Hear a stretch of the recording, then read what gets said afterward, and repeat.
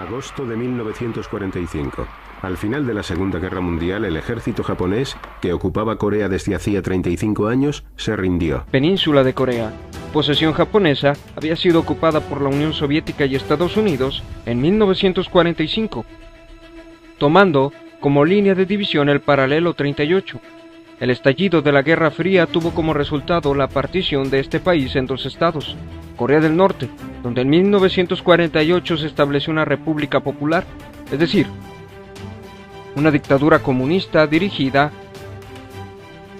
por Kim Il-sung, y Corea del Sur, donde ese mismo año Syngman Rhee estableció una férrea dictadura pro-norteamericana. El triunfo de la revolución comunista en China el 1 de octubre de 1949 alteró completamente el equilibrio geoestratégico de Asia. Las tropas rusas y estadounidenses liberaron Corea y, al igual que habían hecho en Alemania, se reunieron para decidir su futuro. Las potencias de ocupación, Estados Unidos y la Unión Soviética, acordaron dividir Corea por el paralelo 38 como medida temporal.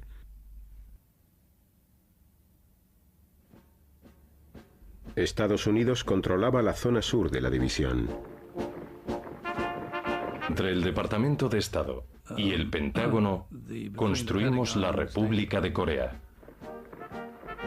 Los generales estadounidenses nombraron jefe del gobierno a Syngman Rhee, un anticomunista de línea dura. Rhee fue nombrado primer presidente de la nueva República de Corea en 1948. Las tropas estadounidenses se retiraron. Al norte del paralelo 38 los rusos tenían el control. Establecieron un régimen comunista a través de una red de comités populares y prepararon a Kim Il-sung, que durante la guerra había permanecido en la Unión Soviética, para asumir el poder. Ocupó la presidencia de la nueva nación.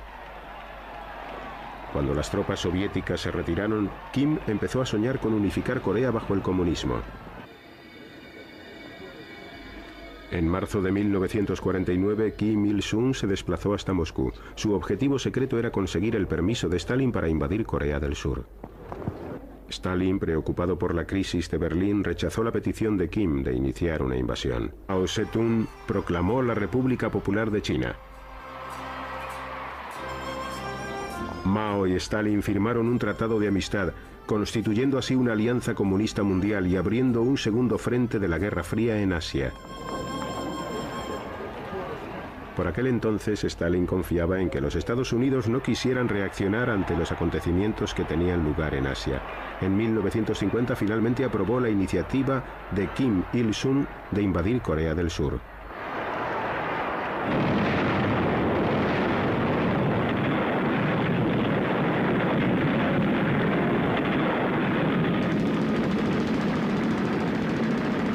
...25 de junio de 1950... el ejército norcoreano lanza su ataque sorpresa contra el sur.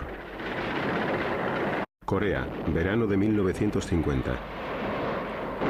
Los Estados Unidos llevan a las Naciones Unidas a una guerra contra el comunismo en Asia.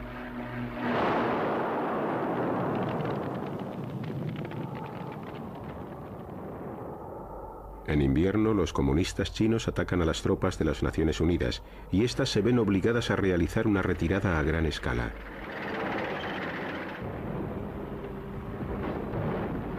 La Guerra Fría se había convertido en una guerra candente. Los soviéticos habían abandonado temporalmente el Consejo en protesta por la negativa norteamericana a aceptar a la República Popular China como representante legítima de China en el Consejo.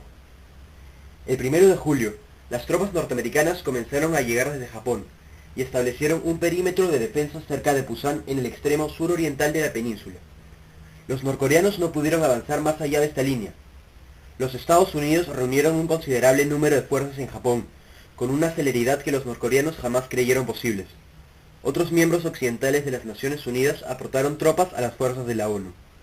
A mediados de septiembre, la Infantería de Marina de los Estados Unidos desembarcó en Incheon, sobre la costa occidental de Corea, y se internó en el país. Simultáneamente, las fuerzas en Pusan avanzaron hacia el norte. Este doble golpe desorganizó completamente a los norcoreanos, que retrocedieron confundidos hacia el norte.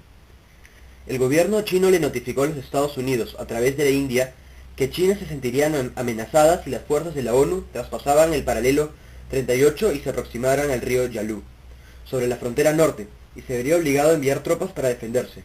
El 19 de octubre, las fuerzas de la ONU invadieron Pyongyang, la capital de Corea del Norte, y avanzaron aún más. El ELP trasladó furtivamente a Corea del Norte cientos de miles de tropas, conocidas como voluntarios populares chinos. Se movían solo de noche, logrando pasar inadvertidos para los aviones de reconocimiento de la ONU. En noviembre, los chinos estaban preparados para iniciar una gran emboscada a las fuerzas de la ONU. El 26 de noviembre, cuando las fuerzas de las Naciones Unidas se aproximaban al Yalu, los chinos salieron de las montañas Taebaek, destruyeron el segundo ejército surcoreano y forzaron la retirada del octavo ejército norteamericano. En enero de 1951, los norcoreanos reanudaron los ataques sobre las posiciones ocupadas por la ONU. Avanzaron 112 kilómetros al sur del paralelo 38, pero de nuevo los problemas del abastecimiento los obligaron a detenerse. Durante toda la guerra, los problemas de abastecimiento obstaculizaron la movilización de los chinos. Aunque podían desplazarse con rapidez en el campo de batalla, cuando intentaban desplazarse más amplios, eran tan lentos como los ejércitos europeos de la Primera Guerra Mundial. Tan pronto como los chinos se agotaron, las fuerzas de la ONU iniciaron una serie de contraofensivas sucesivas. En esas operaciones, las fuerzas de la ONU técnicamente superiores fueron cuidadosamente coordinadas para destruir tantas unidades comunistas como fuera posible. En marzo de 1951, la línea del frente se situó nuevamente sobre el paralelo 38. El comandante general Douglas MacArthur quería extender la guerra asediando la costa china y atacando a Manchuria por aire para destruir la industria china de armamentos y demoler los puentes sobre el río Yalu. También propuso enviar las fuerzas del Kuomintang a combatir el continente. El presidente Harry Truman, por el contrario, quería limitar el alcance geográfico del conflicto, evitar la guerra contra la República Popular China y terminar la guerra de Corea con un cese del fuego honorable. El conflicto se resolvió cuando Truman destituyó a MacArthur. En abril y mayo de 1951, los chinos intentaron por última vez sin éxito atravesar las líneas de las Naciones Unidas. Aunque se habían reforzado y reabastecido con armas soviéticas pesadas, no pudieron igualar el armamento, la movilidad y la flexibilidad de las fuerzas de la ONU. A fines de mayo de 1951, los ejércitos de la ONU iniciaron el avance. En junio, los batallones chinos comenzaron a rendirse completos. Hasta entonces, muy pocos habían caído prisioneros. A finales de junio de 1951, el frente se estabilizó aproximadamente sobre el paralelo 38. Ambos bandos se atrincheraron. Los chinos efectuaron ataques locales para fortalecer su posición, pero no repitieron sus intentos de penetrar hacia el sur. En la zona intermedia entre las dos líneas se desarrollaron patrullaje e incursiones costosas con el objetivo de apoderarse de la tierra de nadie, es decir, la cima de las colinas. Esto se prolongó por 2 años, hasta el verano de 1953. Para entonces, los dirigentes comunistas habían concluido que su ejército no podría derrotar a las fuerzas de la ONU, y estaban convencidos de que las Naciones Unidas no atacarían directamente a China. Los soviéticos también habían perdido interés en la guerra de Corea, especialmente después de la muerte de Stalin. El 27 de julio de 1953 se firmó el armisticio que aún sigue vigente.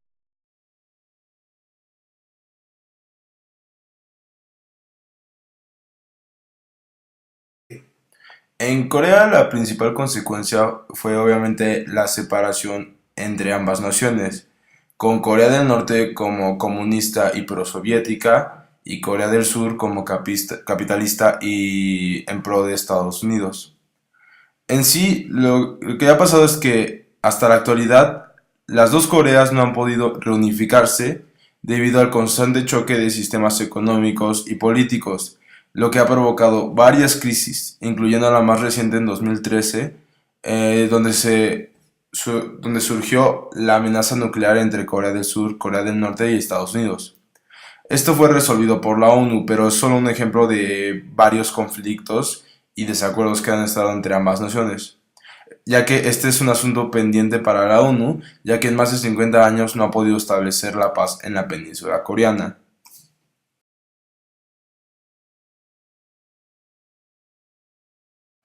En consecuencias externas, Estados Unidos fue el más beneficiado, ya que gracias a esto aumentó su influencia en Asia, logrando aumentar el comercio y aprovechar las industrias surcoreanas que en la actualidad se han convertido en una de las mejores del mundo. Esto fue gracias a que Estados Unidos mostró el poder del capitalismo, lo cual atrajo la cabeza de muchos y logró su influencia en Asia tanto deseada. Mientras que, por otro lado, los soviéticos, a pesar de la derrota norcoreana, lograron extender su ideología a un país más, que actualmente sigue en el mismo sistema, pero es mucho más autoritario.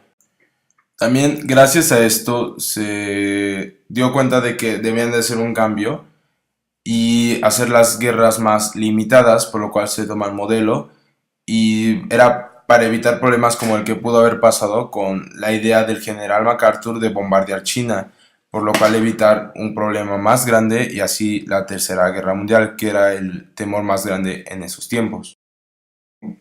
Por último, esta guerra se tomó como un modelo para las próximas batallas o conflictos que se tomaran de la Guerra Fría, como por ejemplo el conflicto de Vietnam, en donde se tomará en cuenta que para enfrentar a una nación tan poderosa se utilizarán métodos como guerrillas y ventajas de terreno para poder hacerles frente y cosas por el estilo.